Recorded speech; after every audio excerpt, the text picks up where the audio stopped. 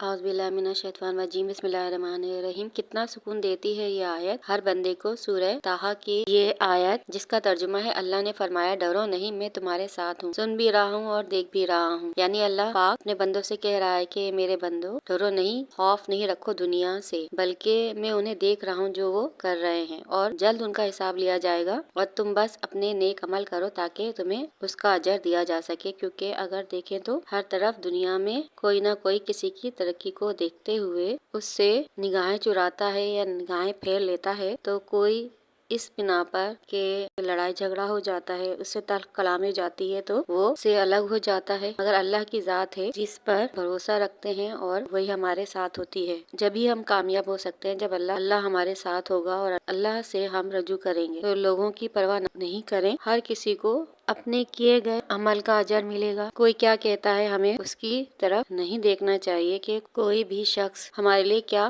कह रहा है, बल्कि अपने काम से काम रखें और नेकी के काम किए जाएं। दुआ में याद रखें।